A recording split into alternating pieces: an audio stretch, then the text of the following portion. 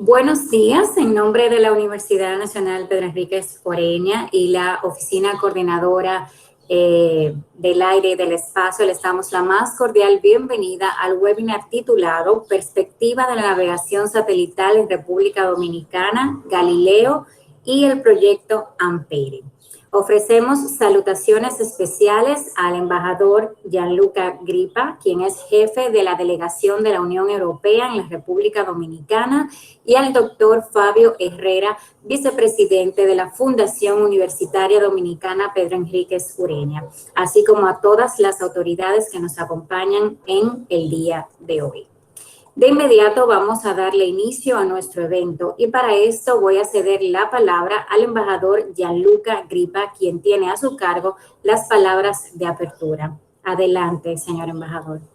Bueno, permítame empezar saludando al distinguido arquitecto Raúl de Moya Español, el presidente de la Fundación Universitaria Dominicana Pedro Enríquez Ureña, distinguido arquitecto Miguel Fiallo Calderón, el rector de la Universidad UNFU, el distinguido doctor Marco Lisi, profesor y consultor de la UNFU, el distinguido doctor Ramón Camaño Vélez, director general del Instituto Dominicano de Aviación Civil, distinguida señora Marilyn Brito, coordinadora de la unidad ejecutora del proyecto de la Corporación Dominicana de Empresas Eléctricas Estatales, distinguido panelista, distinguido profesor y queridos estudiantes, damas y caballeros. Para mí es un placer acompañar al equipo de la UNFU en este seminario web que lleva por título La importancia de los GNSS en la República Dominicana, Galileo, el proyecto Ampere. ¿Qué significa Ampere? Bueno, en inglés significa Asset Mapping Platform for Emerging Countries Electrification. Es un proyecto innovador ejecutado en la República Dominicana, financiado por la Unión Europea en el marco del programa de investigación e innovación Horizonte 2020.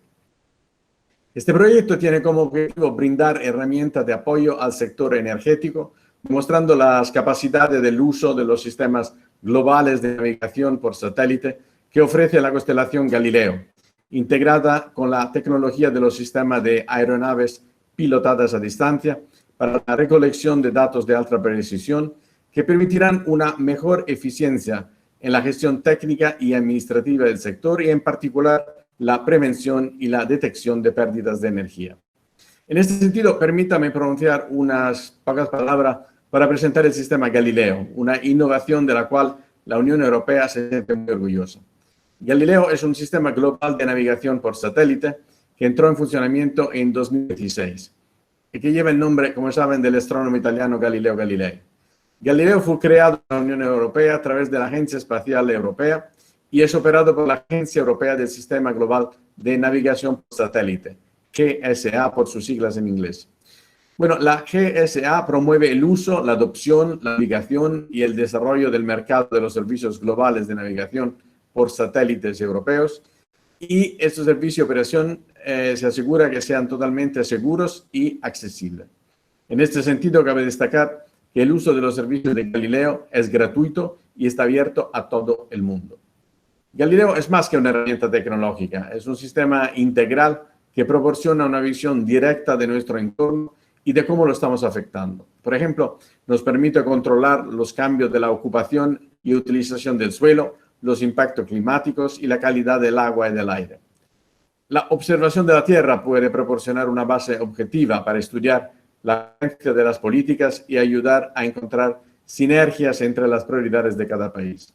Por ejemplo, la agricultura fue uno de los primeros sectores productivos en aprovechar la observación de la Tierra para evaluar el uso y las tendencias de los terrenos agrícolas, las condiciones de los cultivos y las previsiones de rendimiento. En la actualidad, Galileo proporciona a los usuarios información fiable y actualizada en 6 áreas temáticas: tierra, ecosistemas marinos, atmósfera, cambio climático, gestión de emergencia y seguridad. En el ámbito del sector eléctrico, quiero destacar que la oportunidad que ofrece este tipo de tecnología es incluso más relevante en los países emergentes de todo el mundo, donde a pesar de que las tasas de electrificación global están progresando significativamente, el acceso a la electricidad está todavía lejos de lograrse de manera fiable. En el contexto de la aplicación Ampere, Galileo es un elemento clave, especialmente teniendo en cuenta su servicio de alta precisión gratuito y sus mediciones de código de alta precisión, como componente central para cartografiar las empresas eléctricas, optimizar el proceso de toma de decisiones sobre el desarrollo de la red y, por tanto, aumentar la eficiencia en tiempo y costes, ofreciendo una forma más conveniente de gestionar la distribución de energía. El proyecto Ampere fue diseñado y está implementado por un consorcio de empresas europeas junto a la UNFO. Ampere ayudará a los responsables de la toma de decisiones, por ejemplo, instituciones y empresas públicas o privadas encargadas de gestionar la red eléctrica, a recopilar toda la información necesaria para planificar el mantenimiento y la mejora de la red eléctrica. Como lo conté antes, este proyecto está financiado por la Unión Europea a través del programa Horizonte 2020. Horizonte 2020 es el mayor programa de investigación multinacional del mundo y el más ambicioso puesto en marcha por la Unión Europea, con la aspiración de dar lugar a más avances, descubrimientos y primicias a nivel mundial, sacando las grandes ideas del laboratorio y colocándolas como productos en el mercado. La Unión Europea es líder mundial en la investigación y la innovación y es responsable del 20% del gasto mundial en investigación, del 32% de las publicaciones de mayor impacto y del 22% de las solicitudes de patentes, aun cuando representa tan solo el 7% de la población mundial. Como bien sabéis, para la Unión Europea la cooperación científica internacional es clave para afrontar los retos globales y por lo tanto estamos convencidos de que la inversión en materia de investigación e innovación es fundamental para el futuro de Europa y del mundo, para un crecimiento inteligente, sostenible e integrador. Temas como el cambio climático, la seguridad energética, la seguridad alimentaria o la lucha contra las enfermedades exigen cada vez más un esfuerzo de investigación internacional concertado. De hecho, con un presupuesto de casi 80.000 millones de euros de financiación a lo largo de 7 años, desde el 2014 hasta el 2020, Horizonte 2020 ha estado y sigue financiando la investigación en todos los campos de la ciencia y la innovación.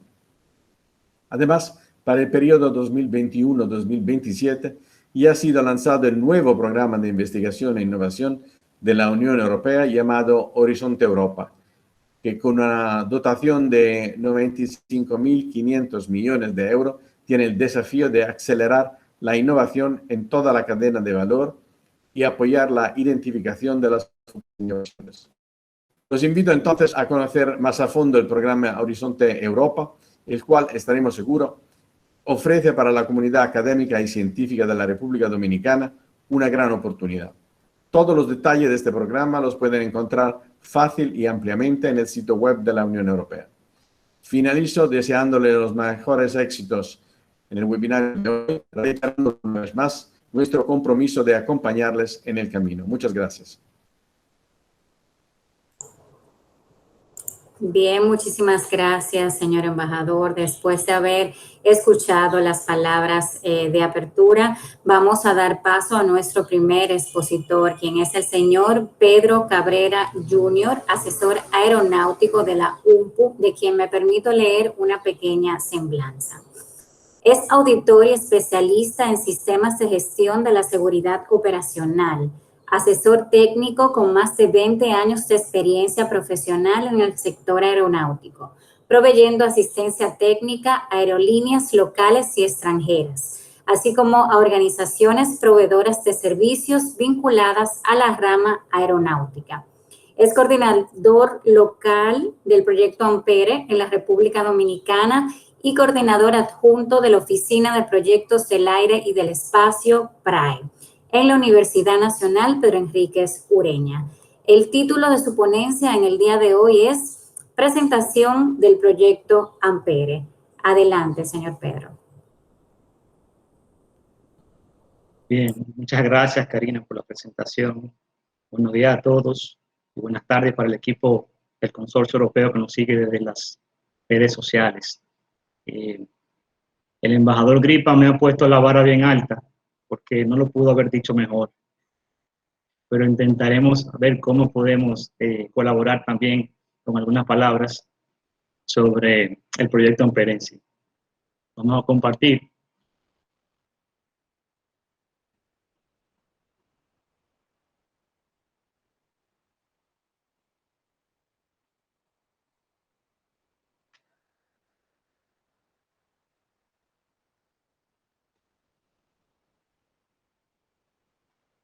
Estamos aquí, me escuchan, me ven. Sí, lo podemos ver. Perfecto.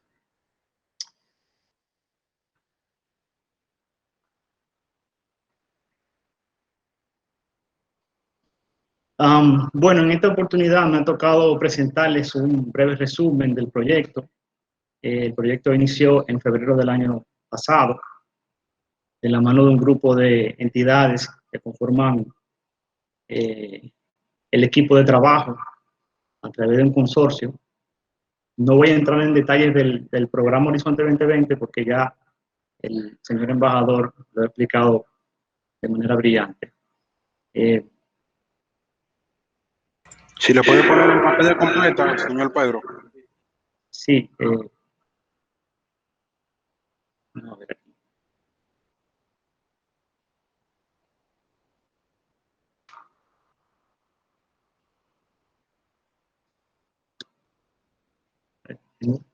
Déjeme volver a compartir, déjeme un momentito.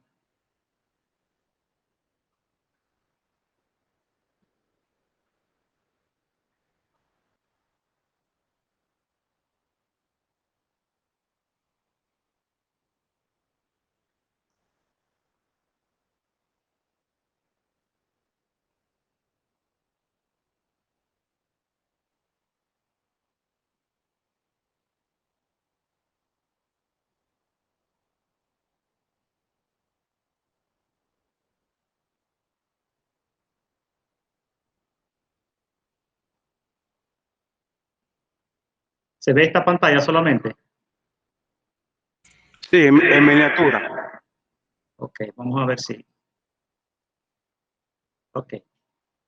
Ahora sí.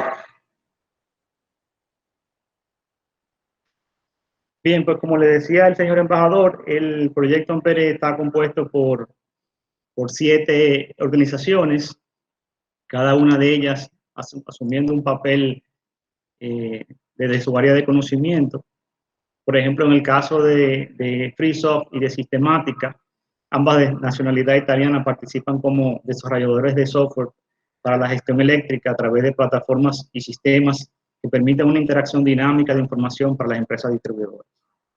En el caso de Geonomedics, es una empresa española que colabora en el proyecto para el análisis y procesamiento y recolección de datos administrados por los sistemas de información geográfica.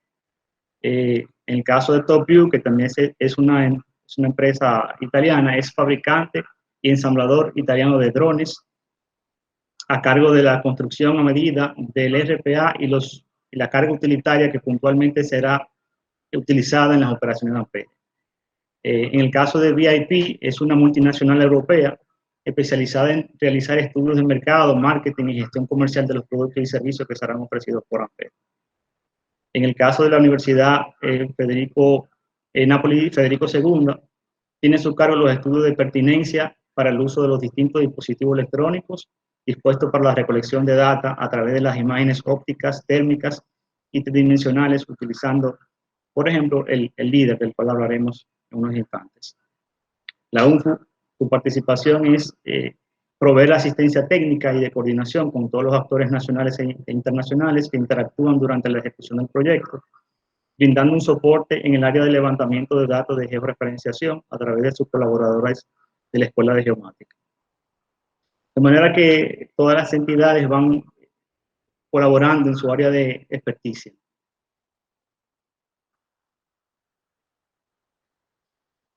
Ya hablamos de lo que es Ampere, son las siglas del High Accuracy Asset Management Platform for Power Lines and Mapping Inspection.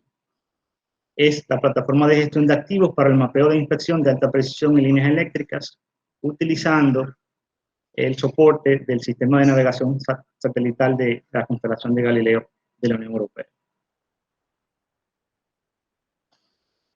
¿En qué consiste el proyecto Ampere? Consiste en hacer un levantamiento georreferenciado de alta precisión o mapas de las líneas del tendido eléctrico de un área particular, utilizando los RPA o drones, con la intención de realizar actividades de monitoreo y de inspección para la gestión temprana de mantenimiento y detección de anomalías en las infraestructuras eléctricas. Por ejemplo, cables aterrizados, conexiones ilegales, vegetación de riesgo, sobrecalentamiento de las líneas del tendido eléctrico, y las pérdidas de energía por deterioro del cableado. Esto de manera integral, utilizando distintas herramientas tecnológicas de recolección de datos, tanto por la parte de hardware como de software. Aquí vemos como herramienta de apoyo, se integra con otros elementos de hardware el dron equipado con distintos dispositivos o cargas útiles, como son los receptores de posicionamiento satelital de última generación, las cámaras ópticas, espectrales y térmicas. Y el dispositivo del líder es el Laser Imaging Detection and Ranging. Estos dispositivos producen paquetes de datos que son procesados en programas especializados que facilitan la reconstrucción tridimensional del área o de los puntos de interés que se desea analizar. Por ejemplo, aquí vemos este software cuando el drone le manda el procesamiento de datos a la plataforma, hace un levantamiento de dibujo tridimensional utilizando la tecnología del LiDAR. ¿Cuál es el objetivo principal del proyecto? Proveer a través de un producto herramientas tecnológicas prácticas para la recolección eficiente de datos que puedan ser medibles, continuos y precisos, que permitan a la alta dirección de las administraciones de energía poder mitigar de manera considerable los factores que producen las pérdidas eléctricas en las líneas del tendido y otras infraestructuras de la red.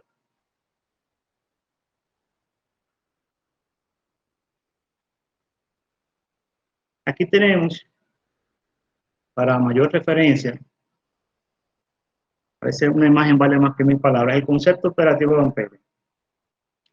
Ampere se soporta de la información que le envían los sistemas, la constelación de satélites, no solamente de Galileo. Galileo es el principal, pero tiene que ser siempre apoyado por otros para poder elevar la precisión de la medición. Esa información llega al dron y el dron toma fotografías utilizando los dispositivos integrados en la carga útil o los payloads del LiDAR, de imágenes ópticas y de imágenes térmicas. Estas no necesariamente se van a utilizar todas a la vez, pero tener la disponibilidad dependiendo de la necesidad que se requiera en el momento, dependiendo de la infraestructura, dependiendo si es alta tensión, si es baja tensión, dependiendo si hay vegetación o no. Hay muchos elementos. Lo importante es que el dispositivo está preparado para hacer una recolección exhaustiva de todo lo que se requiere. Esto va a un enrutador. Del enrutador sube a la nube de la plataforma de Ampere, donde es procesada para poder ser enviada a los actores, a las entidades que hacen las tomas de decisiones y a las compañías de distribución eléctrica, serían los clientes finales. Aquí podemos ver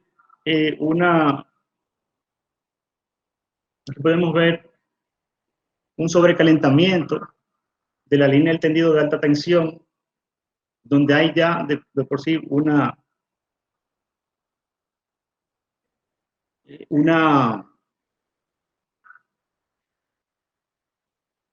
un sobreconsumo de energía eléctrica aquí. Estas son imágenes térmicas. Entonces, también se logra así una red de construcción tridimensional fidedigna en las líneas de la transmisión y permite proveer a los diferentes proveedores de distribución datos confiables y precisos. ¿Qué buscan estos servicios? Que las organizaciones vinculadas al sector eléctrico tengan los instrumentos y las informaciones adecuadas para que puedan realizar tomas de decisiones cada vez más eficaces respecto a las actividades de mantenimiento, supervisión y eficientización de la transmisión de la electricidad de manera óptima y por vía de consecuencia un mayor control en los programas de reducción de pérdidas. ¿Dónde se hará la actividad de la prueba piloto del proyecto? Conjuntamente con nuestros amigos de la Corporación Dominicana de Empresas Eléctricas, de manera puntual, la unidad de proyectos de la CDE y de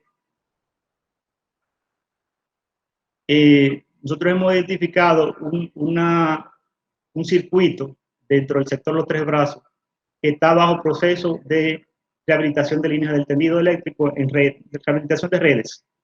Entonces, es muy importante para conocer la información no solamente de la vieja estructura, sino también de la nueva, de la que se está montando en la campaña de rehabilitación.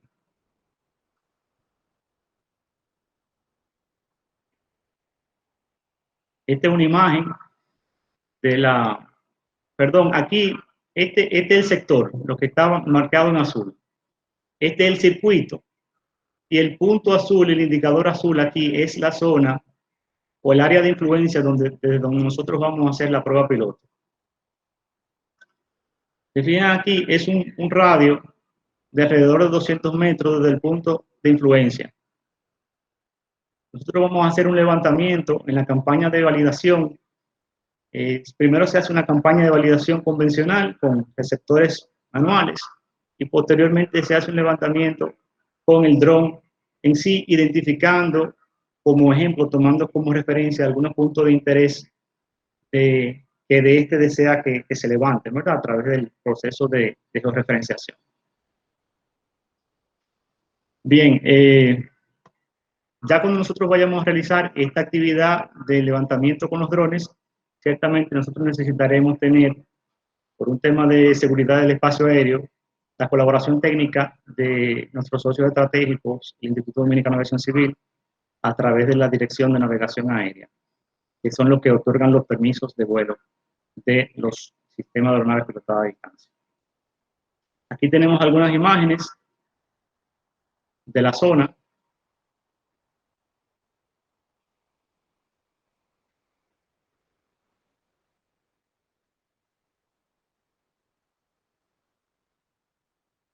Aquí, como se pueden ver, aquí tenemos postes de baja tensión viejos y aquí van los postes nuevos.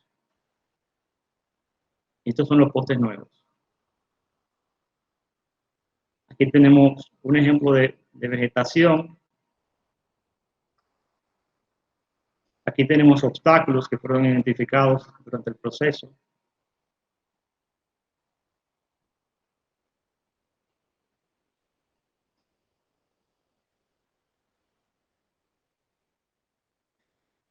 Y decir también que algo importante, solo este año el gobierno ha solicitado préstamos para el sector energético por encima de los 500 millones de dólares. Según estudios en el sector, la estimación promedio de pérdidas para el 2015-2019 era aproximadamente de un 34% entre las empresas distribuidoras de sur y de norte. En el caso de ronda casi un 45%.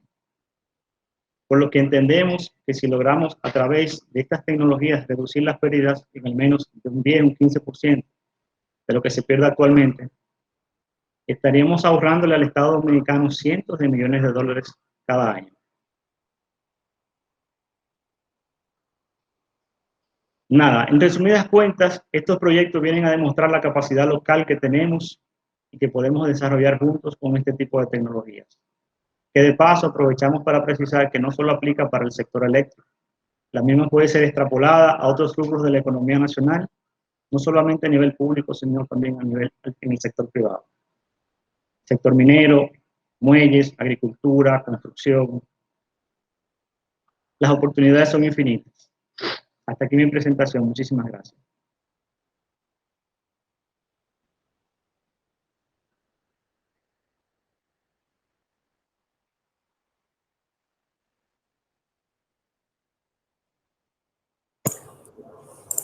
Bien, gracias Pedro por esa maravillosa presentación. A continuación vamos a escuchar al señor Emilio Contreras, quien es especialista de la Unidad Ejecutora de Proyectos de la Corporación Dominicana de Empresas Eléctricas Estatales.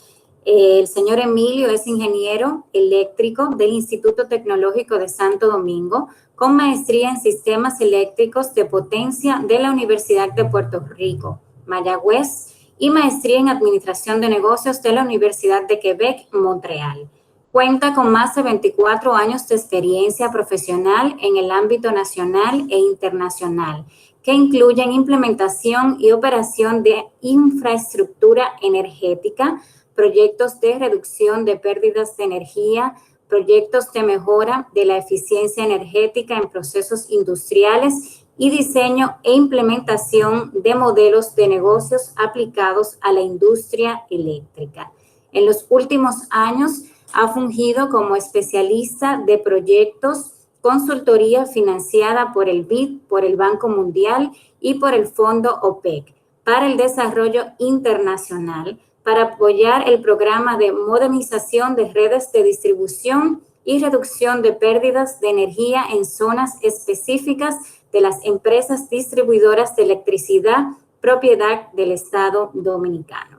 El título de su ponencia es Programa de Reducción de Pérdidas con Financiamiento Externo, Desafío y Resultados. Adelante. Sí, muchas gracias, Karina, por la presentación, ¿no? La introducción. Y vamos a pasar a compartir una breve presentación que nos permita acompañar los comentarios. Por favor, me confirman que se puede ver la presentación. Sí, lo podemos ver. Solamente debe colocarla en pantalla completa. Ok, vamos a ver. Perfecto.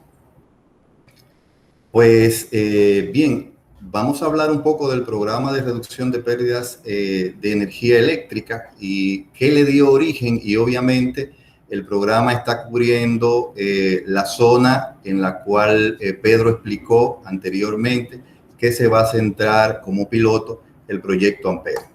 Pero un poco para ambientar en qué consiste el programa de reducción de pérdida y las entidades que participan.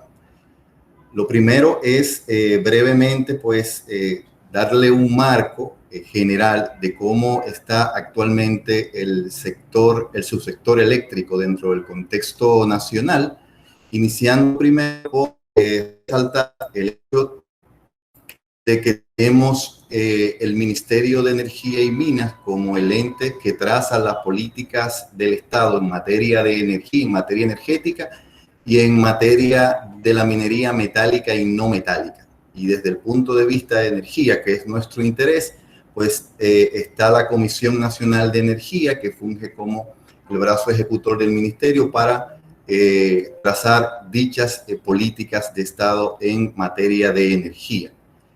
Persiguiendo un poco al ámbito que nos ocupa, que es la electricidad, que es una parte del sector energía, es el subsector eléctrico, pues también tenemos como figura la Superintendencia de Electricidad, que es un órgano adscrito al ministerio y que funge como regulador, fiscalizador de las operaciones del Sistema Eléctrico Nacional interconectado.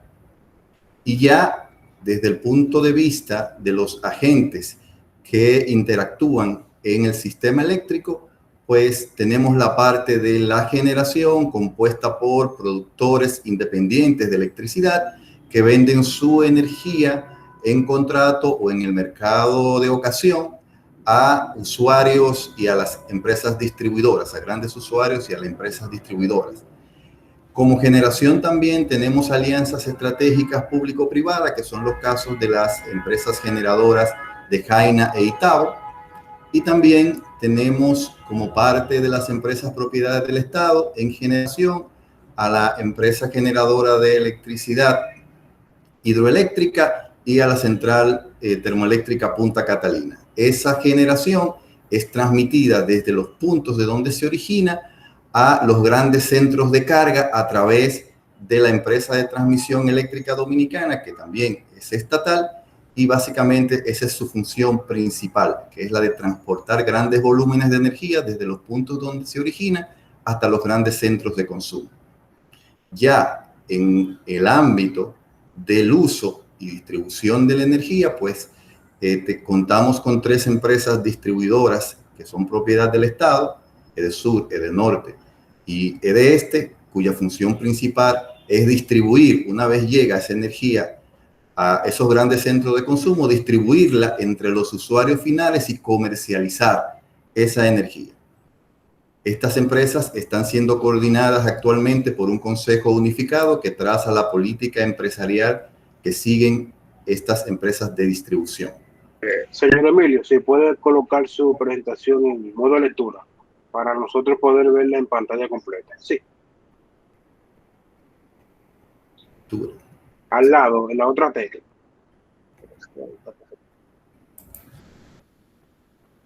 Ok. Exactamente, puede continuar. Perfecto.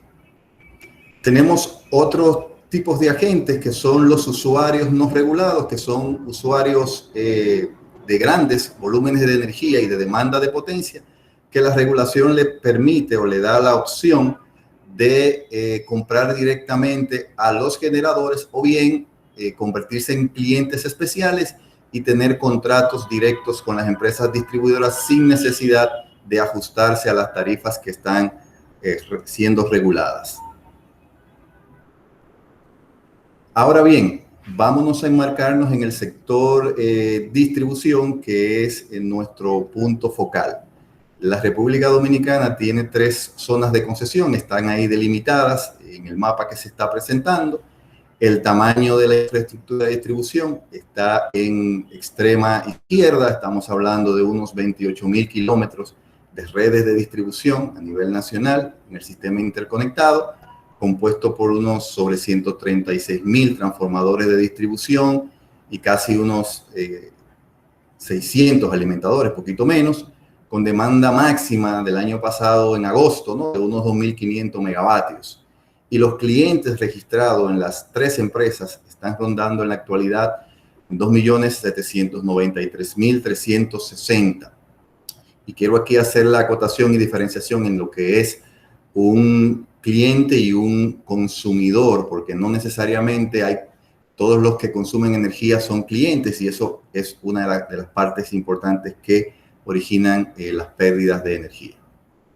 Entonces, ¿cómo viene o se origina el problema? El problema principal es una mala calidad de servicio histórica, ¿no?, y un déficit operativo en la parte de distribución y comercialización. Para que se tenga una idea, y solamente incluyendo operaciones corrientes en el 2020, las empresas generadoras de electricidad le vendieron a las empresas distribuidoras de electricidad unos 15.674 gigavatios horas. Y por eso, por esa venta, las empresas distribuidoras debían pagarle a los generadores unos 1.719 millones de dólares.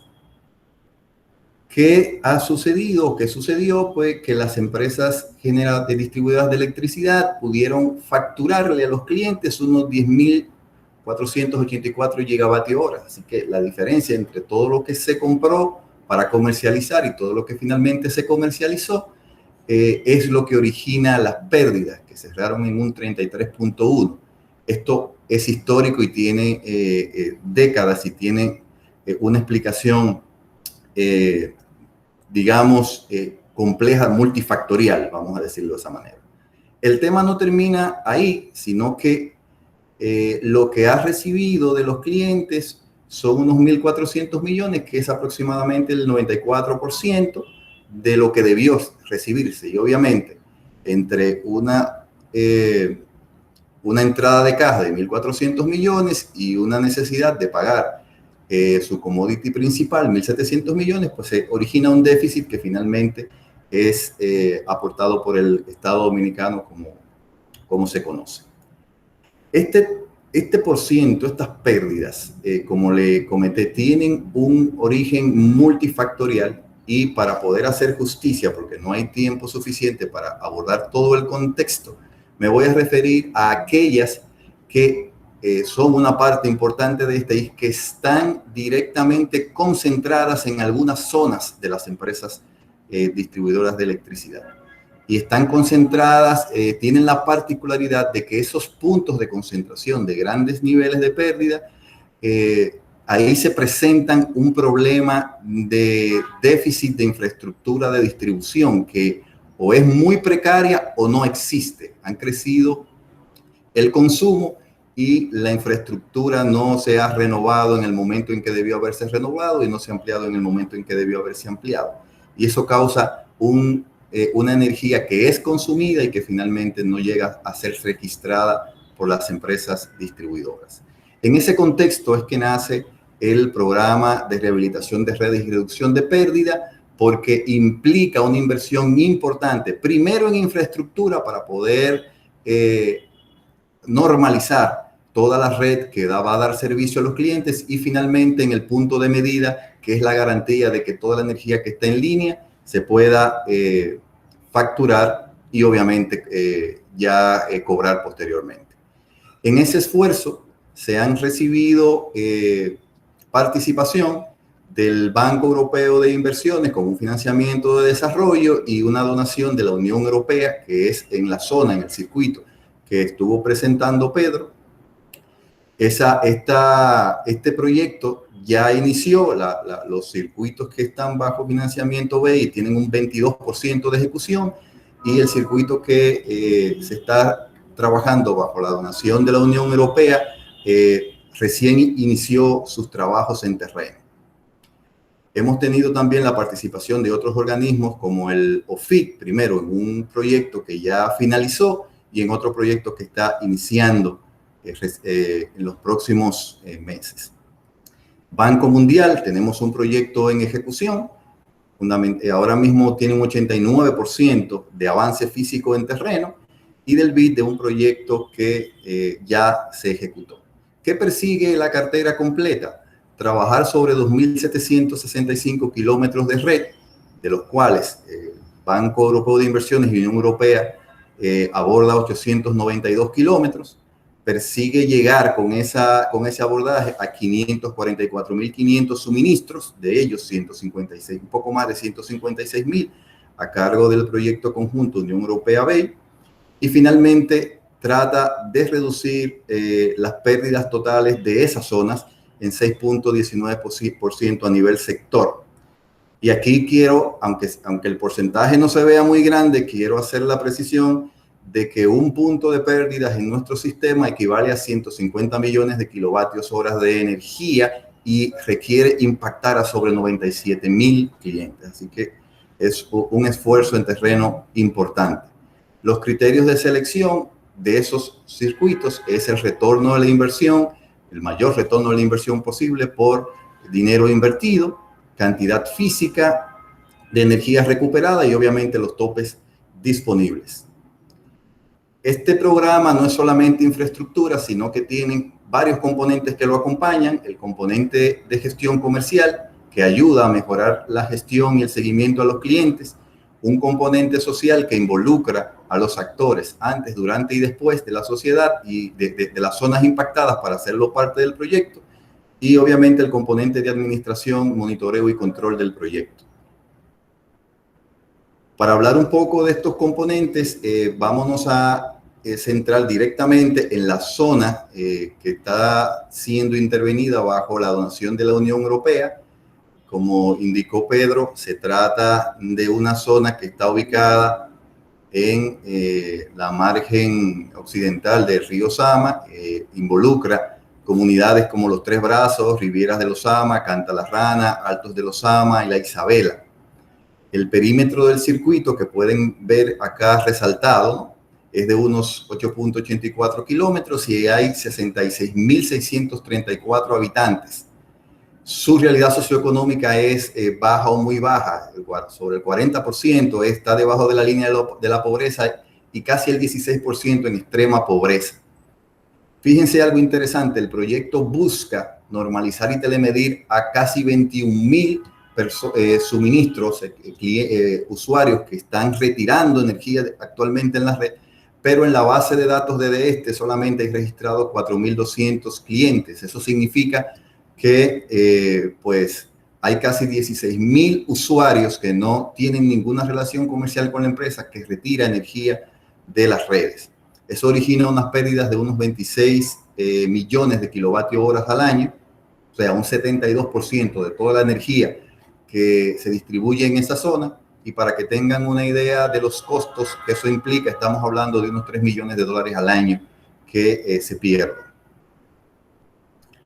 Esta es un poco la realidad y los desafíos cuando nos adentramos en algunas zonas de esos sectores. Estamos hablando de precariedades de las redes, inexistencia en algunos casos, y ninguna instalación o poca de medición eléctrica. Entonces, frente a desafíos como eso, a la parte asociada a la infraestructura implica un abordaje de redes reforzadas, como la que se presentan acá. La medición, en vez de ser en fachada, obviamente no hay ni siquiera una mínima planificación urbana en esas zonas. Hay muchos callejones, en algunos casos barrancones, así que la medida técnica implica concentrar medidas en altura y entonces colocar displays en cada uno de los consumidores y opción a prepago, que ayuda también a manejar la informalidad de los ingresos en esa zona.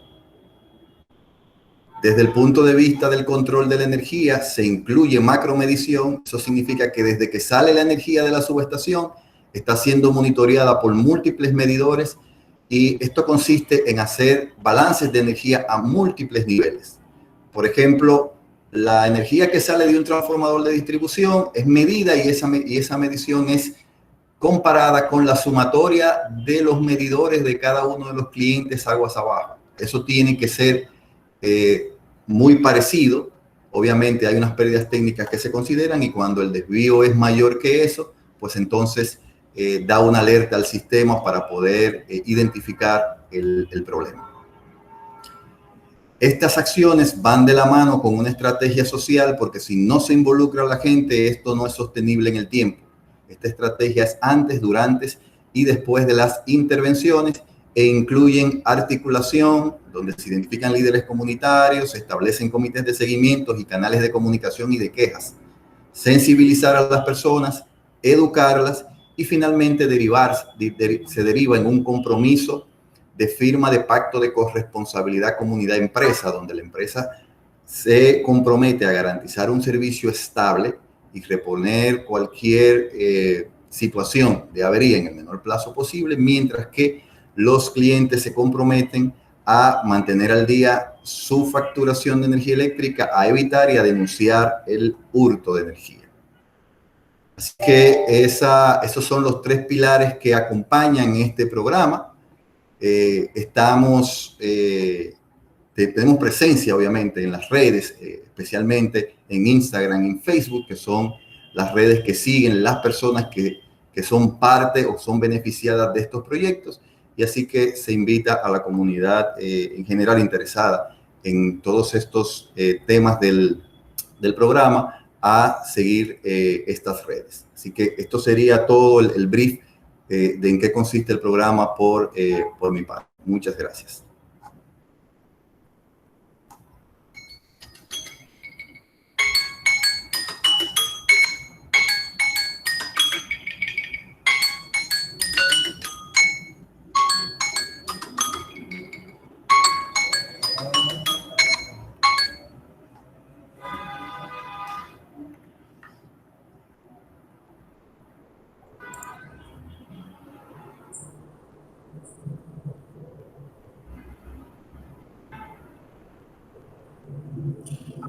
Bien, gracias señor Emilio por esta maravillosa ponencia. Vamos a seguir a escuchar la participación del señor Julio César Mejía, quien es coordinador técnico de la Dirección de Navegación Aérea del Instituto Dominicano de Aviación Civil. El señor Julio es controlador de tránsito aéreo y coordinador técnico de la Dirección de Navegación Aérea del especialista con más de 40 años de servicios en el sistema de navegación aérea. Dirige el grupo de trabajo de implementación de navegación aérea de la región norteamericana y el Caribe, Organización de Aviación Civil Internacional. El título de su ponencia en el día de hoy es La navegación SS en el espacio aéreo de República Dominicana. Adelante.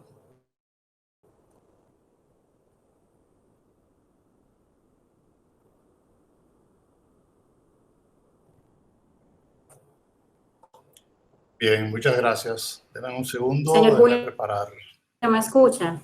Bien. Ok. Sí, yo le oigo. ¿Usted me oye? Ok, denme un segundo que aparentemente... Sí, lo escuchamos. Voy a compartir ahora. Ok.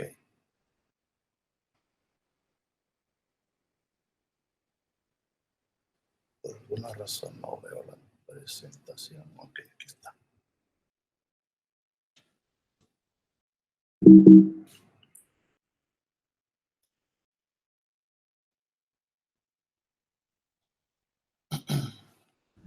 Sí, ya podemos ver, ya puede iniciar. Ok, denme un segundo. Muy bien. Bien, buenos días a todos.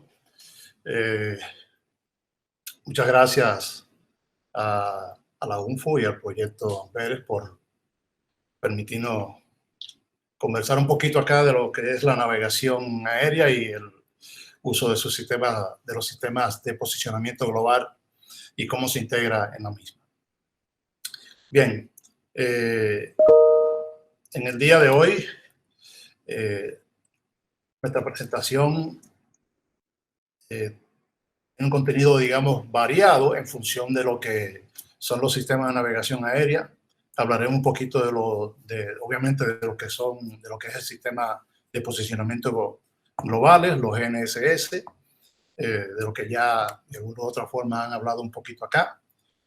También le comentaremos algo relacionado con las normas que regulan la gestión del espacio aéreo y la integración de los sistemas GNSS en la navegación aérea, concretamente cómo se integra este sistema al sistema de navegación aérea de República Dominicana.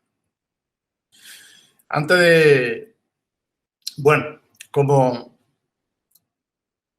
muchos sabemos, normalmente decimos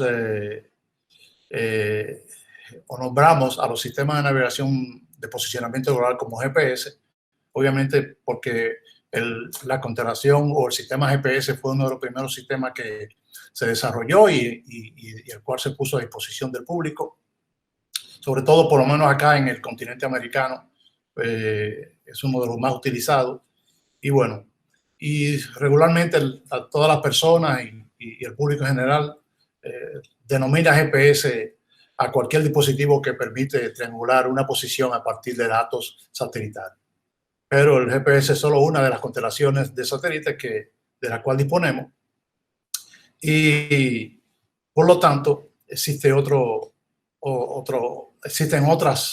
sistemas de navegación que hacen la misma función que hace el GPS. Entonces, el nombre correcto, en términos llanos, sería, en vez de GPS, como usualmente lo llamamos, sería un Sistema Mundial de Navegación de Posicionamiento Global, o GNSS. Alrededor del mundo o en el espacio hay varias constelaciones. Aquí yo menciono unas cuantas, puede que haya más, hay otras que en algún momento estuvieron operando, no sé si todavía siguen, pero tenemos obviamente la constelación del GPS de los Estados Unidos, la constelación Galileo de Europa, el GLONASS de Rusia y el Beidou de China, que creo que es uno de los más nuevos. Estos sistemas de posicionamiento también coexisten con unos subsistemas de aumentación que tienen ellos mismos, pero también hay sistemas de aumentación que también se implementan acá en tierra. Por ejemplo, pudiéramos mencionar el SBAS, que es el Satellite Based Augmentation System, que es la aumentación de la precisión del sistema de navegación basada en el satélite. Sucede que, en principio, aunque la utilización de sistemas de posicionamiento era novedoso, en cierto modo, no eran tan precisos como lo son hoy en día. Luego, entonces se integró, al menos para usos civiles no lo eran así. Una vez ya creo que los Estados Unidos liberó, en el caso del GPS, la utilización para uso, digamos, civiles, entonces le dieron un poquito más de precisión. Bueno, para eso se utilizaba entonces el sistema de aumentación satelital, en el caso del satélite WASP, es un sistema, digamos que WASS es el derivado de la sigla de Wide Augmentation System. Entonces es una área ampliada, como es por satélite, obviamente cubre mucho espacio y la aumentación viene dada por algunos otros satélites y los mismos satélites GPS. De todas formas, aún así dio un poco más de precisión, pero para los fines de navegación aérea no eran tan precisos, aún así no, en su momento no fueron tan precisos, o por lo menos no se podían utilizar de la forma tan óptima como utilizamos hoy en día. Una forma de optimizar esa aumentación era utilizando el GBAS, o el Ground Based Augmentation System, que es un sistema de aumentación, pero que está basado en tierra. Este sistema de aumentación, obviamente, como está en tierra, es de alcance local y por eso se le llama LAS, Local Area Augmentation System. Y bueno, su cobertura está definida en función de la línea de vista alrededor de donde se implante la facilidad. En el segmento aéreo, en lo que se refiere a la aeronave en sí, tenemos el ABAS o Aircraft Based Augmentation System. Es decir, que la aeronave, aparte de recibir o poder calcular su posicionamiento con los sistemas GNSS, también tiene un sistema que le permite aumentar la precisión que el mismo satélite le da. Esto así es con... El concepto es básicamente que la aeronave obviamente recibe el satélite, calcula su posición, pero él también tiene las aeronaves, sobre todo aeronaves comerciales de pasajeros, cargas de envergadura, tienen otros sensores de navegación que existían antes de incluso de existir las constelaciones y ellos los siguen utilizando, se siguen utilizando hoy día. Y lo que hace es que combina esos dos sistemas de navegación y al final le entrega tanto al piloto como a nosotros los controladores un producto final más digamos, de más precisión. Es decir, que la posición es más exacta porque viene dada por diferentes sensores. Y a esta capacidad de a bordo se le llama RAIN, o sistema de monitoreo de integración autónoma del receptor. Entonces, así se le llama a la capacidad de aumentación que tiene la aeronave a bordo. Bien. Aquí hay unas gráficas de cómo están ubicadas las constelaciones en el espacio. Y bueno, ahí están todas, en el lado derecho. Ahí no están todas, es digamos una demostración. Obviamente, pero algunas constelaciones tienen 4 órbitas, otras tienen 6 órbitas y así por el estilo. La idea es que mientras más órbitas tienen, más satélites pueden manejar o más satélites puede recibir el receptor, más precisión para el interesado. En esta próxima gráfica podemos ver una animación de las órbitas de los satélites de la constelación de Galileo y como pueden ver, fíjense que a pesar de que los satélites van orbitando alrededor de la Tierra en diferentes órbitas estratégicamente colocadas, si se fijan, la Tierra también al mismo tiempo va girando, como es natural. Fíjense que eso garantiza que en todo momento haya una cantidad de satélites disponibles para el receptor que le permitan mantener la integridad y la exactitud de su posición. Estos numeritos que ustedes ven acá cambiando es como una especie son las cantidades de satélites que en un momento dado el receptor que está en el punto concéntrico donde está acá la Tierra girando está recibiendo. Y bueno, esa es más o menos la forma en que funcionan las constelaciones de posicionamiento.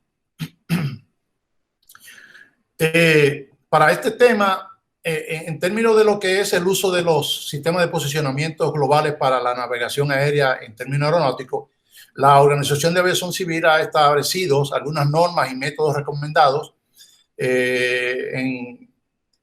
Por ejemplo, en el caso de los operadores de aeronaves tenemos el anexo 6, en el cual plantea, digamos, por decir así, a los estados cuáles son las directrices o los requerimientos que debemos exigirle a los operadores de aeronaves para poder utilizar este tipo de sistema de navegación satelital. Igualmente, y como un, vamos a decir, un apoyo a los sistemas a la normativa de la OASI, igualmente tenemos algunas otras procedimientos que están disponibles tanto para los operadores de aeronave, para los diseñadores de procedimientos, como para también, digamos, los requisitos que de alguna u otra forma se requieren. Entonces tenemos lo que se denomina los PAN-SOS o procedimientos de navegación aérea. Estos procedimientos están divididos en 3 volúmenes. El volumen 1, que describe los requisitos operacionales para efectuar los procedimientos de vuelo diseñados de conformidad con los criterios que están descritos en el volumen 2. Obviamente ese volumen 2 contiene esas guías que los especialistas en diseño de procedimientos utilizan para, digamos, desarrollar o elaborar la estructura de rutas que van a ser utilizadas con los sistemas, tanto con los sistemas convencionales, pero y al igual que con los sistemas satelitales. Y el volumen 3, en el cual describe los procedimientos operacionales recomendados para guiar al personal de operaciones de vuelo y a las tripulaciones. O sea, en el 3 ya le dan las directrices a los despachadores, a los operadores de aeronaves y a los pilotos de cómo utilizar estos procedimientos y estas rutas que son diseñadas a partir de estas regulaciones.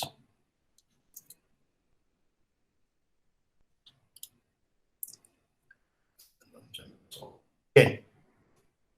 Antes de yo hacer una descripción de cómo se utilizan o cómo se integra el sistema de posicionamiento global o los GNSS, ya independientemente de la constelación que se utilice en el sistema de navegación aérea, debo hacer unas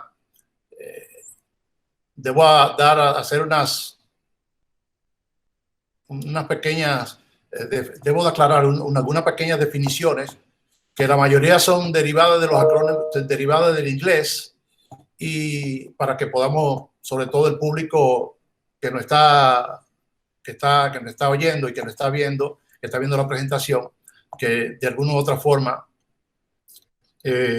no tienen los conocimientos, digamos, más acabados como lo tienen los controladores o alguna persona que sea del área de navegación aérea. Entonces, como estoy hablando de un público general, debo hacer estas precisiones. Y bueno, el primer acrónimo es el RNAV, o navegación de área. Este es un método de navegación que permite la operación de las aeronaves en cualquier trayectoria de vuelo deseada. Y obviamente dentro de la cobertura de las ayudas para la navegación que están basadas en tierra, o sea, ayudas que están en tierra terrestre, o la misma navegación GNSS que viene del espacio a través de los sistemas de las constelaciones satelitales. O puede ser una combinación de ambas, mixtas. También tenemos el RNP o performance de la navegación requerida.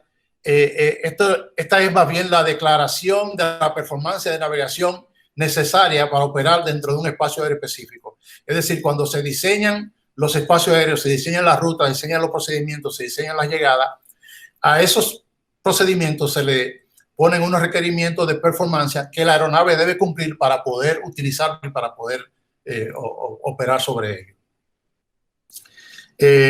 La PBN, obviamente, es el requisito per se de performance que se aplica a la aeronave para que pueda realizar operaciones en los espacios aéreos que ya fueron diseñados con ese concepto.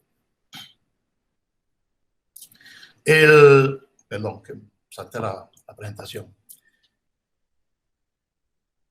El EIBAS, o sistema de aumentación basada en la aeronave, que ya más o menos le di una explicación, es el sistema que utiliza la aeronave para monitorear la integridad monitorear la integridad de su posición. Es decir, incluso cuando se diseñan los procedimientos, las rutas para ser utilizada utilizando el GNSS, uno de los requerimientos es que la aeronave tenga la capacidad de hacer ese monitoreo, incluso antes de utilizar ciertos procedimientos. Es decir, si una aeronave va a realizar un procedimiento de aproximación a un aeropuerto, al menos 2 minutos antes, el piloto tiene que confirmar que cuenta con la cantidad de satélites y constelaciones específicos para poder realizar esos procedimientos. Entonces, esa es parte de los requisitos. El GBAS, que es uno de los sistemas de aumentación basado en tierra, y del cual obviamente más adelante vamos a dar un poquito más de detalle de cómo funciona. Es un sistema de aumentación por el cual el usuario recibe la información que viene de un transmisor que está en tierra. Este sistema básicamente lo que hace es que recibe la posición que ya él tiene, confirma que la posición que ya él tiene con la que él recibe de los satélites, integra esa posición o esa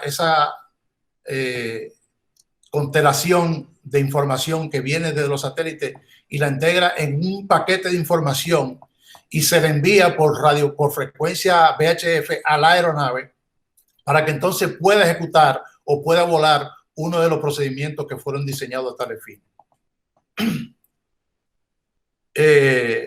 Y a estos procedimientos se le llama GLS o Sistema GBAS de aterrizaje, que son, digamos, el concepto que se aplica para cuando una aeronave va a utilizar el GBAS en uno de estos procedimientos. Más adelante tenemos un poquito más de detalle sobre eso, incluso tengo un video para que veamos cómo funciona en realidad. Bien. Tenemos 2 medios o formas de navegar. Una es la navegación convencional y otra es la navegación de área o navegación, digamos, autónoma, por decir así.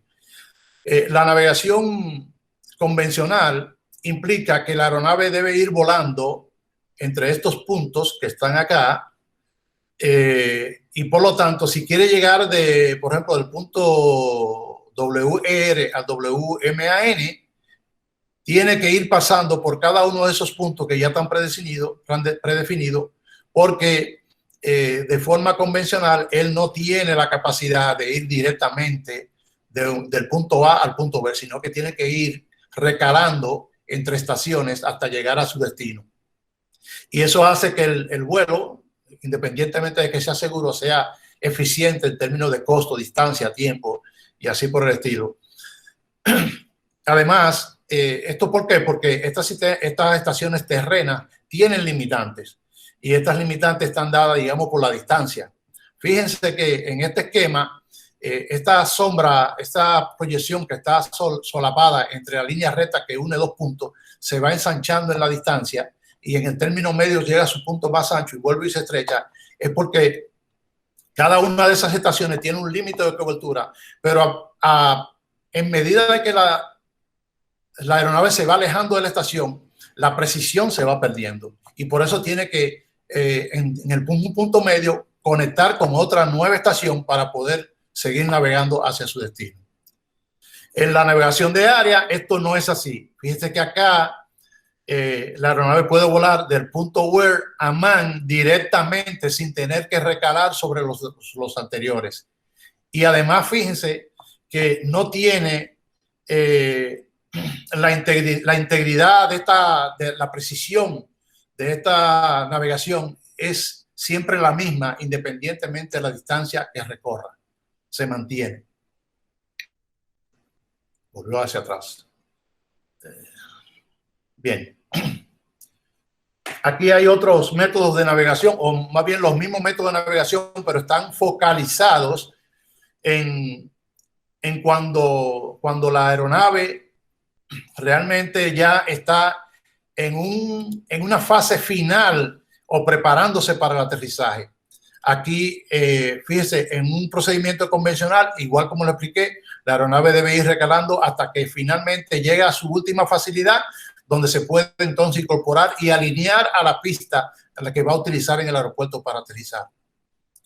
En una navegación utilizando el concepto ARNAV o navegación de área, en el cual ya tiene más precisión, tiene más autonomía e incluso pudiera incluir la navegación satelital, aquí el diseño del procedimiento es más directo, viene desde el punto de su último punto y viene, aunque igualmente tiene que pasar sobre estos puntos que ya están, digamos, predefinidos, pero es más directo que haciendo el zigzag que vimos anteriormente. Y digamos, una forma más optimizada es usando el RNP, o ya cuando el procedimiento es diseñado con los requerimientos específicos. Aquí la aeronave puede incluso utilizar el sistema haciendo trayectorias de vuelos curvas. Y fíjense cómo ya se optimiza el momento del aterrizaje en una forma más precisa. ¿Por qué? Porque en esta modalidad incluso los valores de descenso, rumbo, velocidad vertical de descenso ya están integrados en el sistema de aviónica y la aeronave lo va ejecutando de forma automática. Bien.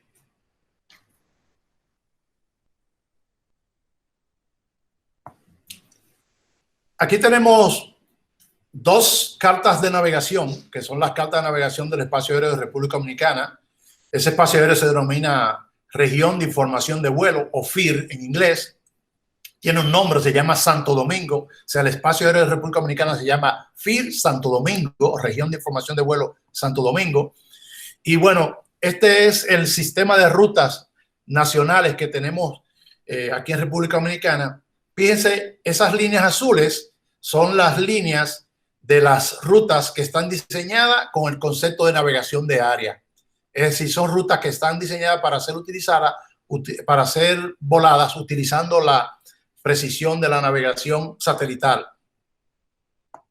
Hay otras rutas que ustedes pueden también ver que son negras. Esas que son negras son rutas, son iguales, pero son rutas igual, pero son convencionales, como le expliqué anteriormente. Estas B, si ustedes fijan, siempre están conectadas a una facilidad que está en tierra. Mientras que en las azules ustedes van a encontrar algunas, por ejemplo, como esta que está acá, que va de norte a sur, y fíjense que no pasa por ninguna de las facilidades. Aquí, aunque se ve que pasa un poco cerca de Santiago, pero realmente no está alineada a Santiago.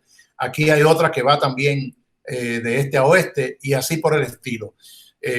La idea es que no hay una necesidad para volar, por ejemplo, en una navegación convencional. Si una aeronave quisiera ir desde Punta Cana a Puerto Plata, tendría que primero volar a Samaná y después de Samaná entonces poner rumbo a Puerto Plata. Es lo más directo. Pudiera también igual venir a la Romana, después a Santo Domingo, aquí en las Américas, y después volar a Puerto Plata. O también volar a Santiago y después a Puerto Plata. Esa es la forma convencional. Mientras que un sistema ARNAV, él va directamente, pudiera volar, si usa la navegación ARNAV o navegación utilizando el sistema autónomo, entonces puede volar directamente desde Punta Cana hasta Puerto Plata sin tener que pasar por los demás aeropuertos donde están las otras facilidades. Tenemos este es el espacio aéreo superior. Este espacio aéreo superior, bueno, los espacios aéreos usualmente nosotros los dividimos por sectores. Pueden ser verticales u horizontales. En este caso, el espacio aéreo superior, si ustedes se fijan, muchas veces, o la mayoría de las veces, están solapadas una con otra, coinciden, pero no necesariamente la ruta que está en el espacio aéreo superior está en el inferior. Eso puede suceder. ¿Por qué? Porque el espacio aéreo superior está diseñado para, sobre todo, aparte de las aeronaves que despegan y aterrizan, pero también está diseñado para, en el caso concreto de nosotros, que somos una isla pequeña, para conectar nuestro sistema de ruta con los sistemas de rutas regionales y mundiales. Fíjense que todas esas rutas, de alguna u otra forma, van a puntos que están en la frontera o en los límites, en los puntos limítrofes de nuestro espacio aéreo. ¿Para qué? Para que de ahí continúen hacia otros destinos, en otros aeropuertos. Mientras que en el espacio aéreo inferior, La mayoría de las rutas sí están conectadas a por lo menos a los 8 aeropuertos internacionales con los que contamos, los principales. ¿Por qué? Porque la ruta de espacio aéreo inferior es como una transición en la cual una aeronave viniendo desde un estado cualquiera viene a unos niveles bien altos, pero ¿qué pasa? Si él continuara esa ruta directamente hacia el aeropuerto y aún vamos a poner que se lograra descender y hubiera una ruta que igualmente en el espacio aéreo inferior lo conectara al aeropuerto, sucede que la ruta no necesariamente, o no necesariamente, mejor dicho, regularmente no está alineada a la pista. O sea, al final, él va a tener que hacer una serie de maniobras para alinearse a la pista para el aterrizaje. O sea, aunque la ruta está punto a punto, pero en el momento del aterrizaje, la aeronave tiene que realizar algunos de estos procedimientos que describí aquí anteriormente para poder alinearse a la pista que va a utilizar. Bueno, entonces por eso tenemos dos capas así. Y yo diría, aunque te dice que en espacio aéreo inferior, que incluso está definido prácticamente de la superficie hasta un límite, hasta un nivel específico que nosotros conocemos,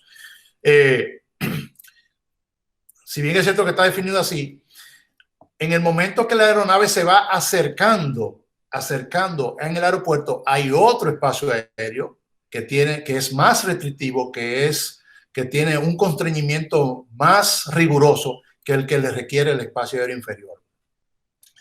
Y bueno, aquí ya ustedes pueden ver cómo el espacio aéreo de la FIR Santo Domingo se conecta, ¿verdad?, con todas las rutas que tenemos acá en la región y por ahí hacia el mundo, donde quiera que quiera volar una aeronave. Ese es el espacio aéreo digamos, de la región del Caribe. Y ahí ustedes ven que vienen rutas del Atlántico, desde los Estados Unidos, de Miami, de Nueva York, de aquí de Centroamérica, Suramérica, de las islas, de acá de las islas de las Antillas Menores, y por ahí también se conecta hasta África, se conectan con Brasil, que también se extiende un poco más allá, y así por el estilo. Así podemos dar la vuelta al mundo sin ningún problema. Siempre habrá una ruta que volar. Bien. Recuerda que le comenté que una vez que la aeronave está en el espacio aéreo inferior y viene en la ruta hacia el aeropuerto, tiene que conectar con la pista. Bueno, por aquí están estos procedimientos que son los que finalmente los van a alinear a la pista y lo van a hacer un aterrizaje de forma segura. Empezamos con la STAR, que significa Standard Arrival Route o ruta de llegada estandarizada. Por ejemplo, esta es una llegada hacia el aeropuerto de Punta Cana. No le voy a dar hacia atrás, pero si miráramos la ruta que conecta al aeropuerto de Punta Cana, por ejemplo, con el sistema de ruta, veremos que todas las rutas conectan directamente al aeropuerto. Pero, como les comenté, la aeronave no va a quedar alineada para el aterrizaje, sino que unas millas antes de que la aeronave llegue al aeropuerto, se desconecta de esa ruta e intercepta esta ruta de llegada, que lo va a ir acomodando en una posición donde él entonces podrá ejecutar este otro procedimiento que se llama procedimiento de aproximación por instrumento o Instrument Approach Procedure, IAP, como está denominado allí, que es el que finalmente lo va a hacer aterrizar. Si ustedes se fijan, la aeronave, por ejemplo, en este caso concreto, básicamente se conecta por cualquiera de esos puntos a una de estas rutas de llegada estandarizadas, lo traen hasta este punto, ese punto que está ahí, y si tuviera que hacer una espera, si hubiera algún inconveniente, ya sea en el aeropuerto o a bordo, él tiene también, ustedes ven ese óvalo que está ahí en forma de hipódromo, ese también es un procedimiento de espera que igualmente está diseñado con los mismos requerimientos de performance de navegación que requiere la ruta. ¿Por qué? Porque tenemos que asegurarnos que aún la aeronave haga una espera, no se salga tan lejos del área protegida que define la ruta. Y como ya aquí están en los niveles bajos, fíjense que aquí tenemos una aeronave que está a 3.000 pies para una aeronave comercial es una altitud, digamos, crítica en cierto modo, crítica en el sentido de que si pasara algo hay poco tiempo de reacción. Entonces tenemos que evitar y tenemos que proteger igualmente ese hipódromo. Como algunos podríamos decir, por ejemplo, aquí tenemos la cordillera oriental y hay algunos picos en la cordillera que llegan casi a los 3.000 metros, a los 3.000 pies. Entonces tenemos que proteger ese procedimiento igual que la misma ruta. Bien, una vez que la aeronave llegó ahí, si todo está bien, pues entonces fíjense que este punto que está acá es este mismo que está acá e inicia el procedimiento hacia el aeropuerto, hacia aquí, digamos, un viraje, en este caso concreto, digamos que hacia el sur, y luego hace otro viraje aquí que lo alinea con la pista 08, concretamente en Punta Cana. Y si se fijan, aunque si ustedes se fijan, este punto que está acá, en línea recta, está aproximadamente unas 10 millas de Punta Cana. Sin embargo, el recorrido del vuelo va a ser de 15 millas, porque él va a recorrer 5 millas acá, 5 millas acá y 5 millas. Va a recorrer 15 millas. Aún estando a 5 millas, él tiene que hacer un recorrido de 15 millas para poder aterrizar. Y ese es el procedimiento que finalmente va a lograr que él aterrice. Entonces aquí lo tenemos en el plano vertical. Y este corte que está acá es el corte horizontal que le dice al piloto, desde que él inicia acá, cómo debe ir ejecutando su descenso hasta llegar a la pista. En este procedimiento concreto, la aeronave, el procedimiento va a descender a la aeronave hasta un punto específico, o sea, no lo va a aterrizar, pero lo va a colocar en un punto donde el piloto entonces, con referencia visual, va a poder ver la pista y va a poder aterrizar el avión de forma manual. Lo va a poder aterrizar de forma manual. Entonces, ¿pero de qué pasa? Si al llegar a ese punto el piloto, por la razón que sea, no puede aterrizar, bueno, pues tiene que ser lo que nosotros llamamos una ida al aire o un procedimiento. Y para eso entonces el mismo procedimiento tiene lo que se llama un procedimiento de fuga o un procedimiento de recalada, en el cual la aeronave asciende hacia una altitud segura, que es como los 3.000 pies, hace este viraje, te ven esta línea punteada, hace este viraje y vuelve otra vez al punto donde él puede hacer una espera de forma segura. Igualmente, ese procedimiento de fuga está también protegido contra los obstáculos y cualquier interferencia que pueda encontrarse en el camino. En el caso de la SID o Standard Instrument Dispatch o salida normalizada por el instrumento, es igual, es menos, digamos, crítico que en el aterrizaje, pero igual está definida, es el sentido inverso. La aeronave sale manteniendo hasta un punto definido el rumbo que le da la pista misma que utiliza, y luego esta serie de virajes lo conectan con el sistema de ruta que está en el espacio inferior y de allá superior y de allá a su destino. Me dieron 20 minutos, no sé si me darán, pero vamos a tratar. Bien, aquí ahora entramos en la fase donde vamos a hablar un poquito de cómo se integra las constelaciones de posicionamiento global o GNSS al sistema de navegación aérea. Este es un gráfico que simplemente muestra una aeronave que recibe la señal de los satélites o las aeronaves, y esta información es transmitida a tierra, ya sea a través por satélite o por enlace de datos, y esa información finalmente viene a los centros de control de tránsito aéreo y así conocemos la posición. ¿Qué pasa? Que en los espacios aéreos continentales usualmente nos apoyamos de los radares. Los radares, como están, digamos, la aeronave está más cerca en los espacios aéreos continentales, pues podemos detectarla por los radares. Pero ¿qué pasa cuando la aeronave está en los espacios aéreos remotos? Como cuando están sobre áreas desérticas, en los océanos o en áreas selváticas, donde no hay ninguna facilidad. Entonces ahí dependemos de la misma aeronave para poder vigilarla. Y para ello entonces utilizamos los sistemas de comunicación en los cuales el piloto, él tiene que mantener, bueno, aparte de que el sistema de aviónica se lo da, pero él tiene que mantener una vigilancia sobre su posición e ir haciendo reportes cada cierto tiempo. Por ejemplo, si está volando en el océano, cada 30 minutos de arco que él vuele, cada 30 minutos de arco de coordenada que él vuele, él tiene que hacer un reporte al ATC. Y ese es un método digamos, de vigilancia o de navegación que utilizamos para darle seguimiento a la aeronave cuando están en los espacios aéreos oceánicos. Hoy en día tenemos otras facilidades que nos permite visualizar la aeronave todo el tiempo, pero aún así hay muchos espacios aéreos todavía que no tienen esas facilidades y se mantiene ese método de navegación en los espacios aéreos remotos. Aquí ya, digamos, hay un esquema más detallado con la aeronave, los satélites, los radares, la red, el centro de control, los displays de los controladores y las ayudas en tierra y todo y así por el estilo. El display que usan los pilotos acá o el cockpit aquí en la cabina.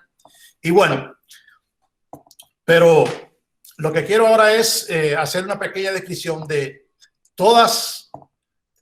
cómo interactúa el sistema de posicionamiento global en el sistema de navegación aérea y en todos sus subsistemas.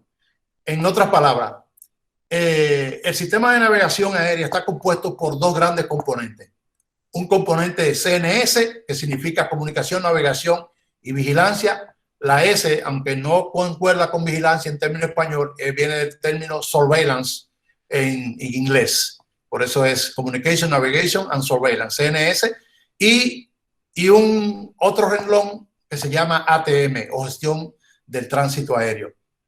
Entonces, en términos de lo que es la comunicación, utilizamos los satélites o los sistemas de aumentación y posicionamiento para conectarlo a un master clock. Como ustedes sabrán, sobre todo en los sistemas de navegación, todo depende del tiempo, incluyendo los satélites, que de hecho lo que tienen a bordo son relojes atómicos que tienen unos niveles de precisión altísimos en términos de tiempo y toda la información que se deriva de ello es basada en el tiempo. Y por lo tanto, es importante una sincronización de todos los sistemas con ese tiempo que se utiliza, de forma tal que todo el mundo tenga la misma hora al segundo, la misma hora, y no haya una discrepancia. De hecho, hay sistemas y subsistemas que si notan una discrepancia en el tiempo entre una información que reciba de un sistema y de otro, él va a hacer un análisis y si la hora que él tiene de su sistema de posicionamiento está correcta y él ve que la otra está incorrecta, mejor prefiere no presentarla, la tumba, o sea, la saca del sistema porque ya él está viendo una imprecisión en la data. Entonces tenemos sistemas que son así. Entonces para eso utilizamos lo que llamamos un master clock y a ese master clock entonces conectamos los radios o los sistemas de voice communication control switching, la red ATN, o sea, red de Aeronautical Telecommunication Network o la red de telecomunicación aeronáutica, el sistema de mensajería que utilizamos de datos para intercambiar, digamos, información de aeronaves con el mundo entero, con todos los sistemas del mundo entero, la grabadora de voz también que utilizamos, que usan los controladores, todo lo que se habla y se conversa, y también hasta lo que se escribe en relación a una aeronave queda grabado. En términos de lo que es la navegación, la misma aviónica del avión, de la aeronave, como le comenté, o sea, tiene su propio, utiliza también ese tiempo. De modo que cuando la aeronave, bueno, hay una fraseología en la cual cuando una aeronave va a despegar, que está preparándose para el despegue, que está estacionada en el aeropuerto y está lista para rodar, uno de los datos esenciales que le provee el controlador es la hora. ¿Para qué? Para que él se cerciore de que la hora que tiene a bordo es la misma que nosotros tenemos. Y si hay una discrepancia, él lo va a detectar.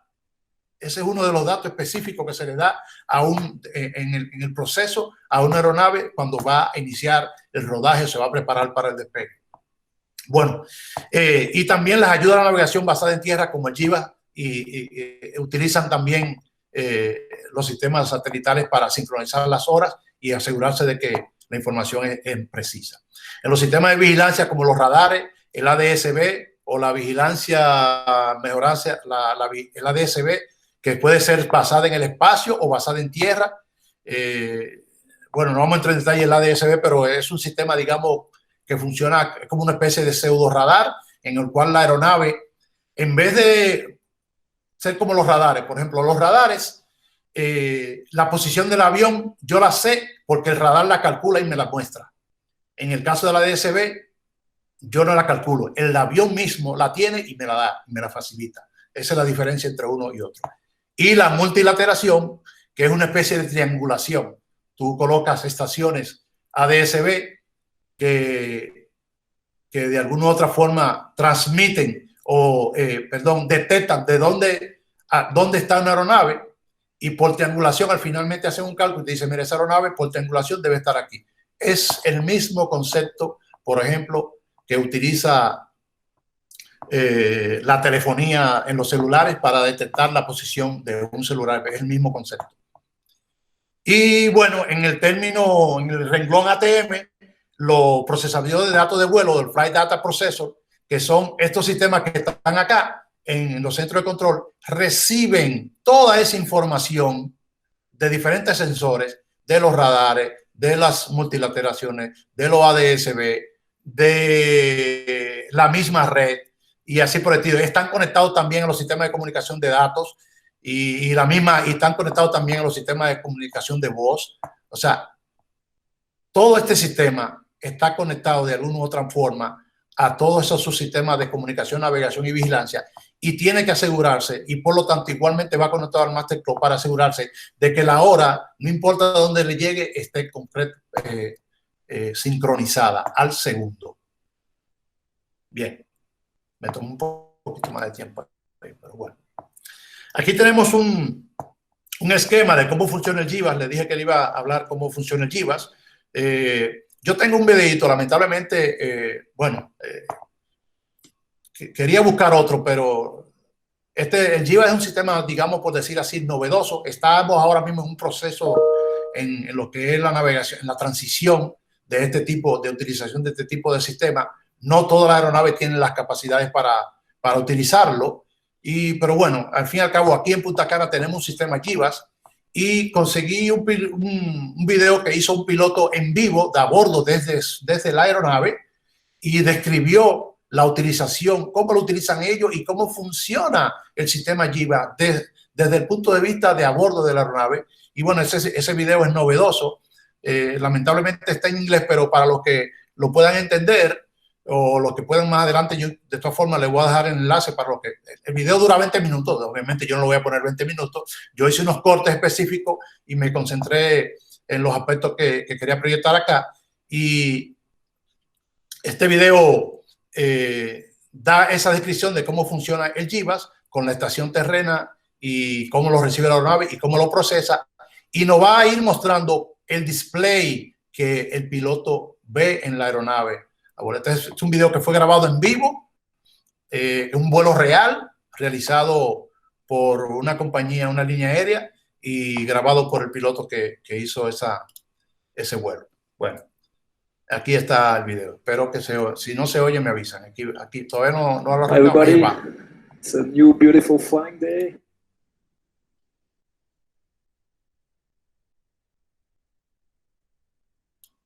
And flying to Punta Cana today. Arrival today is a bit special, as there is a GLS approach available on runway 08 approach, which stands for Ground-Based Augmentation System Landing System. A complicated name, but actually difference with a standard ILS approach is that the ILS will rely on signals coming from the ground. So we have two beams on the ground, localizer, which gives us the lateral distance from the center line, and a glide slope, which tells us if we are on path, too high, too low. This system on the GLS, the positioning is done within the aircraft from the GPS. And there is a system on the ground which we have to tune onto, which sends signals constantly to our aircraft with the position relative to the runway, which aids the GPS into navigating very precisely to the runway. And a channel here for runway 08 in Punta Cana has been set to 20791. Then we also put in our final course, 086. Indications will be quite similar to an ILS approach. For us, there is not a lot of change. The procedure is exactly the same. Biscayne 6008 Tower 88 to landing. 8.8, thank you, bye-bye, Biscayne 608. 5, clear to land. Yes, sir. 500. 500. Özellikle das kann er ruhig kardeşsin.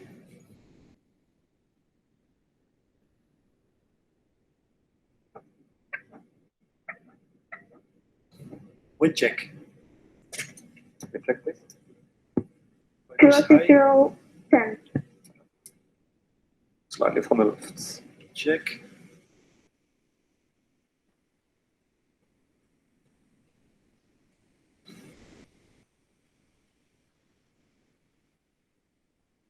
Slightly right. Checked, correcting them. It's shifting. Check. Wind 50 knots. Check. Reducing. 50, 40, 30, 20, 10.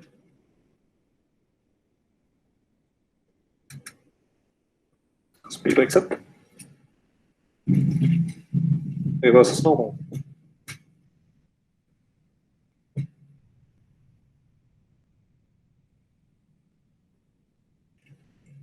Cancel the auto brakes, please. Auto brakes off. What else here? Biscayne 6008, exit on Alpha. 60 knots. Cross runway 9, position November 2. Whatever. Cleared off, cross runway 9, position November 2, Biscayne 6008. Bien, como ustedes vieron, ese fue un aterrizaje con lluvia fuerte y el techo de nube bajito. Si no hubiera sido por ese sistema de GBAS, ese avión no hubiera podido aterrizar. O sea, no hubiera, ese aterrizaje no lo hubiera. Otra aeronave que no tenga esa capacidad no lo puede aterrizar, no lo puede hacer. ¿Por qué? Porque la aeronave va a quedar en una posición alta y no va a poder nunca lograr ver la pista. En este caso concreto, ese procedimiento baja la aeronave a unos 317 pies. Bueno, vamos a redondearlo hasta de 120 pies. Pero esos 320 pies son 320 pies relacionados, referido al nivel medio del mar. Si tomamos la elevación del aeródromo, que me parece, bueno, voy a colocar el procedimiento. Perdón. Este procedimiento. Correcto. Si tomamos la elevación del aeropuerto, que es de 47 pies, es decir, que esa aeronave estuvo prácticamente a 250 y algo de pies desde la pista, del terreno. Entonces, solo con un procedimiento como ese, en esas condiciones, una aeronave puede aterrizar. De otra forma, esa aeronave, ese aterrizaje no hubiera sido exitoso y hubiera tenido que ejecutar este procedimiento de fuga y esperar que las condiciones mejoren para entonces poder hacer otro nuevo intento. Eso obviamente va en detrimento de tiempo, costo en combustible, riesgos operacionales, porque mientras más una aeronave dura en el aire, más riesgo hay. Las mismas personas, los pasajeros llegan tarde, o sea, eso se deriva en un sinnúmero digamos, de desventajas operacionales que no hubieran sido subsanadas si no hubiéramos tenido este sistema ahí concretamente. Bueno, debo igualmente dar crédito al video. Viene el enlace del piloto, se llama Pilot Match Link. Ahí le dejo el enlace. El video completo dura 20 minutos. Yo lo hice en recorte, pero para los que quieran después navegar y curiosear más en él, ahí les dejo el enlace. Bien. Para que todos esos procedimientos que diseñamos para el aterrizaje, sobre todo ya en la superficie, sean posibles, es necesario contar con un levantamiento geodésico. Y justamente para poder levantar ese levantamiento geodésico utilizando el sistema WGS-84, necesitamos la constelación satelital, la constelación de posicionamiento. Ahí hay, digamos, un esquema de lo que es el WGS-84. Todas las los datos de elevaciones de terreno y obstáculos que utilizamos en la aviación están referidos a ese sistema. Por normativa OASI está definido así. Entonces, en los aeropuertos se hacen esos levantamientos de todos los obstáculos, absolutamente todos, las antenas, los edificios, la misma cabecera de pista, el centro de pista y todos los obstáculos, ya sea de terreno y obstáculos que estén alrededor o que estén dentro del confinamiento en el cual se va a definir una trayectoria de llegada. Hay que hacer un levantamiento y establecerlo y, digamos, montarlo en el diseñador de procedimiento tiene que montarlo en una plataforma donde el sistema le va a decir qué tan alto puede pasar la aeronave por ese punto en concreto en función de ese obstáculo. Bueno, sin eso, prácticamente, no que no es posible, pero operaríamos, digamos, de forma como opera la aeronave pequeña, viendo, y el piloto mismo tendría que ver sus obstáculos y evitarlo y aterrizar. En la aviación comercial de aeronaves de envergadura, eso no es que no es posible, pero no es permitido en términos de regulaciones. Bien. Aquí tenemos más o menos una gráfica, como pueden ver, todos se levantan, ya sea con dron o con aeronave, se hacen esos levantamientos en las inmediaciones de los aeropuertos con un nivel de precisión que son los niveles de precisión que igualmente requieren los procedimientos.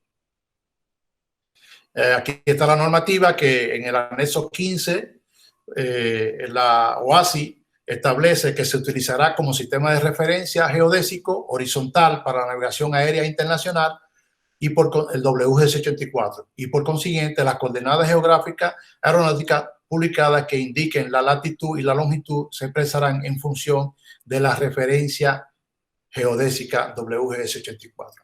Está referido concretamente a la posición geográfica horizontal, porque para la posición vertical la aviación utiliza otra metodología de medición que es el baroaltímetro, o sea, la altitud de la aeronave está referida a la presión barométrica del espacio aéreo donde él esté volando. Y bueno, hasta acá creo que llega mi presentación. Yo tengo otro paquete de slide por ahí, si el tiempo lo permitía, pero creo que lo vi muy largo y lo corté relacionado con los drones que también igual utilizan los GNSS, pero hasta aquí mi ponencia. Si tiene alguna pregunta, eso es todo de mi parte. Muchas gracias.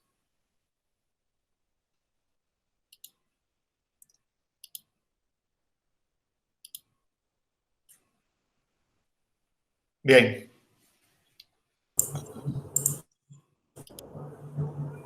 Muchísimas gracias, señor Julio, por su intervención, así como agradecemos también a los demás expositores, a los cuales les damos un aplauso virtual por su participación excelente. Vamos a escuchar ahora las palabras de cierre de nuestro evento. Por eso le voy a pasar las palabras al doctor Fabio Herrera, quien es vicepresidente de la Fundación Universitaria Dominicana Pedro Enríquez Ureña. Adelante, doctor Fabio. Muchas gracias, Karina. Simplemente decir que hemos escuchado muy interesantes disertaciones. En esta mañana, UNFO, Unión Europea, hemos descubierto un mundo nuevo de informaciones y posibilidades en cuanto al rol estelar que juegan los sistemas globales de navegación satelital y cómo estos repercuten día a día en las actividades de las organizaciones reguladoras, como es el caso del IDAC, con el control de seguridad de los espacios aéreos. Pero además, estas actividades minúsculas en nuestros propios dispositivos electrónicos dependen de la navegación satelital. Siempre es oportuno y pertinente dar a conocer las bondades que ofrece la tecnología al servicio del hombre. Quiero agradecer en nombre de la Fundación Universitaria Dominicana Pedro Enríquez Ureña y de la Universidad Nacional Pedro Enríquez Ureña, la UNFU, a estas organizaciones de prestigio que, como la Agencia Europea para el Programa Espacial EUSPA, la Comisión Europea, la delegación de la Unión Europea representada por el embajador Gianluca Grippa, al igual que nuestros socios estratégicos, el IDAC y la CDE, por su solidaridad y colaboración con el proyecto Ampere y en la preparación de este programa, el cual ha permitido lograr una diseminación de calidad en distintos grupos de interés, tanto en los estudiantes de las carreras de ingeniería geomática, agrimensura, civil, como en los técnicos y funcionarios del sector eléctrico, aeronáutico y de áreas afines vinculantes. En la UNFU siempre estarán abiertas las puertas al conocimiento, a las artes y a todo lo que apunte a la mejoría colectiva de su gente y del país y del mundo. Muchísimas gracias.